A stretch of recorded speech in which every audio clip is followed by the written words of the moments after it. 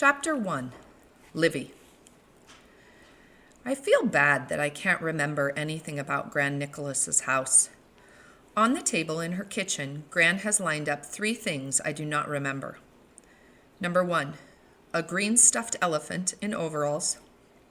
Number 2, a net bag full of black chess pieces.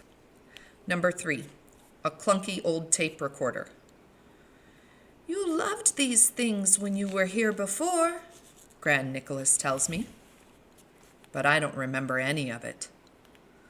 Not the horses? Gran Nicholas says, pointing out the window to a dusty yard. Maybe there were horses there once. Not the pigs? Gran Nicholas says, pointing out the back door. If I squint, I can make out some pigs behind a fence, but I don't remember them. Not this? She says, holding up the green stuffed elephant. When you were here before, you wouldn't let go of it. You carried it everywhere. You wouldn't let anyone get near it. But it's like I've never laid eyes on that green stuffed elephant in my life. It could have been anyone's green stuffed elephant, and I would not have minded. Mom looks nervous. She wants me to remember. But it's her fault I don't.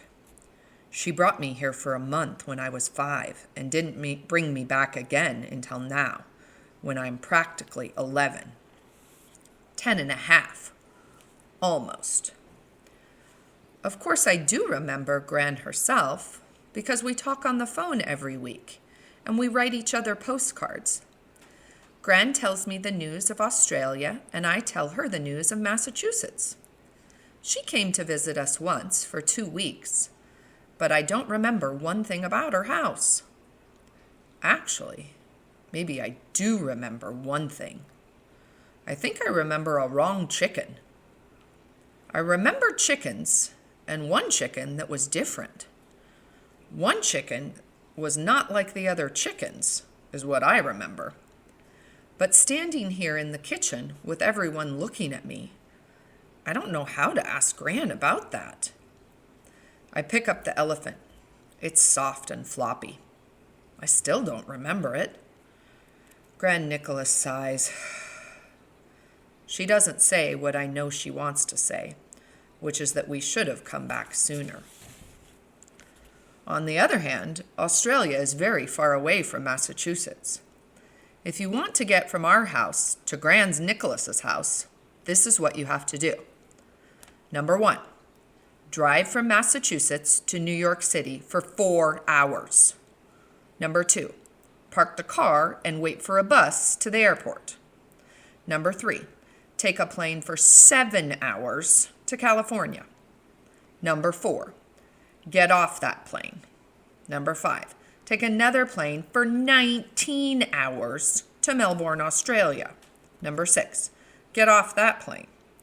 Number 7, wait in 3 different lines while official people look at your bags and your papers. Number 8, wait in the rental car line. Number 9, drive the car for 2 hours in Australia. Number 10, get to Gran's house. Now Mom's going to leave me here again while she goes to visit all her friends from growing up. The baby is too young to stay with Gran Nicholas, so she's going with Mom. I wonder what it's like here at night. I look at the chess pieces. Does Gran have the white ones? I open my mouth to ask, but instead I hear myself say, "Are there chickens?" Yes! She gets excited and Mom looks happy. Gran grabs my hand and runs me out to the yard where some chickens are pecking in the dirt. I look them over, but they all look regular. Are these the same chickens? I ask Gran Nicholas. She says they are different chickens, but the idea of chickens is right. I don't know exactly how to ask the next question. Did you used to have one that was weird? Weird? She asks. Maybe there wasn't a weird one. Or maybe they don't say the word weird in Australia. Never mind, I say. I realize I'm squeezing something in the hand that Gran is not holding. I open it and see one of the black chess pieces, a pawn. Then, coming back into the house with Gran, I see Gran's back stairs. They have carpet on them, and I suddenly know that I have bumped down those stairs. Did I ever bump down those stairs? I ask Gran, pointing.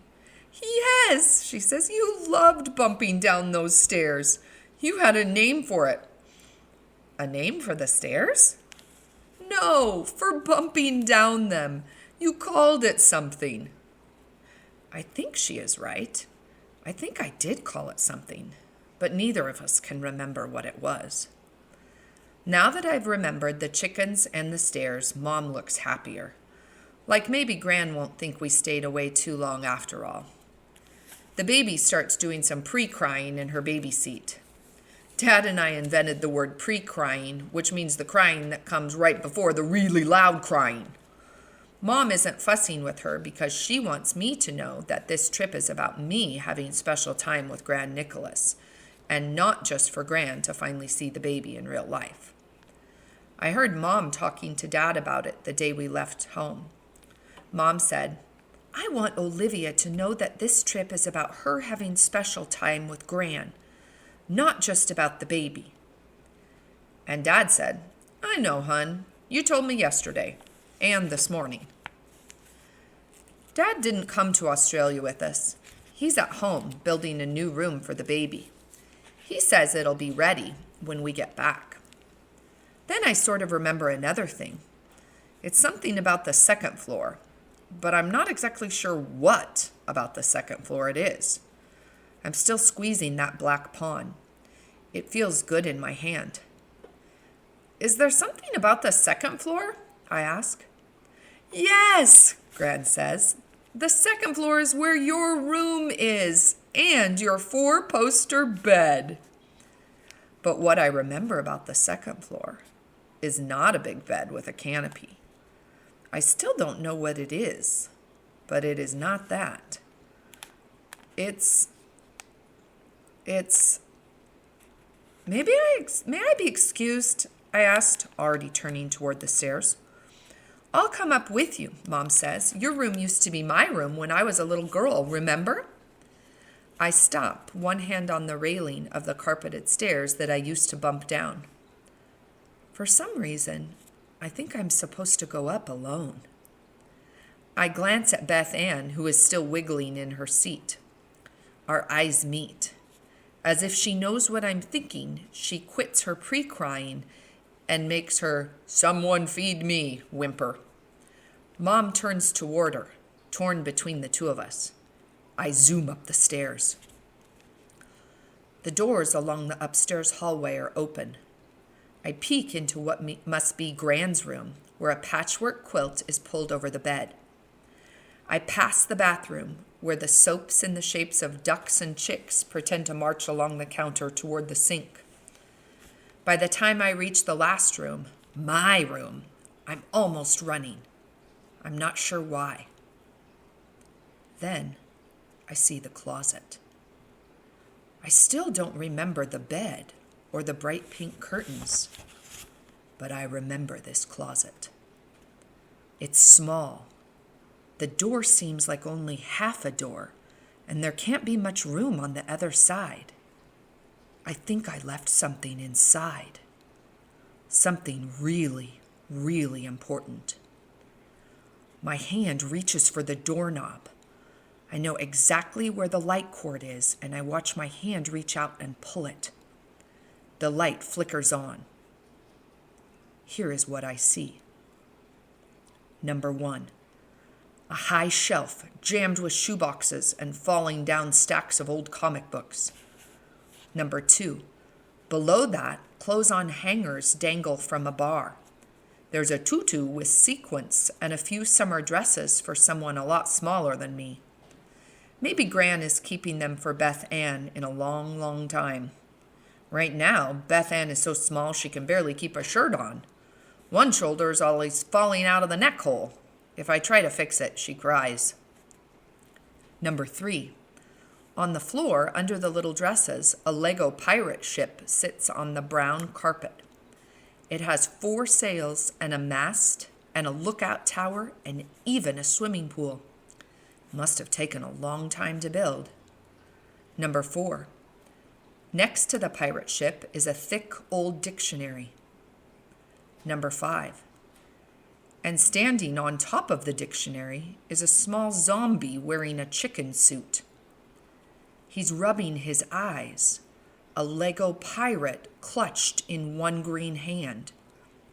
When his eyes adjust to the light, he uses them to look me up and down.